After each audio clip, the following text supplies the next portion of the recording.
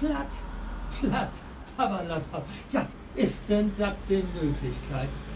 Im Januar sind wir hier auf dem Balkon und kann das erste Mal Kaffee trinken. Das hat das noch nicht gegeben. Nee. Februar, ja, das kennt ihr. Ja, das ist ja zu schön. Und das ist so schön mit Ich sag ja, ich trinke erst mal einen Schluck. Und schön, das Bodenkaffee. Jo, was wäre denn in Düsseldorf los? So, Südgüstern hat für die neue Waschmaschine Siemens im Sonne eingebaut.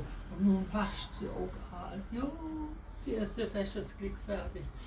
Ja, und dann wären wir noch wir wären in Ohnsorgstade und das wäre auch bannig schön willkommen.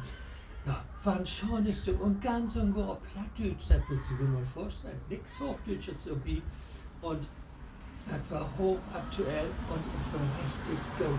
Und das Besondere daran, das möchte ich nicht glauben, Annalena Graf hat Vertretung gemacht für eine andere Schauspielerin, die krank war. Und die durfte es wohl nicht abmachen. Jo.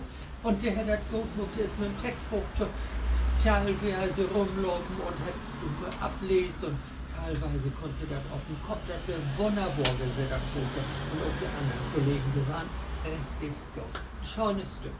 Ja, und oben davor wird wie im Kino Negenteil 107 sein. Ja, was will ich sagen, das wäre traurig und berührend und ja, wie Menschen, wie lehrt nicht der Tau und die Politiker schon gar nicht. Das geht immer nur um hier, nicht um Geld verdienen, ja.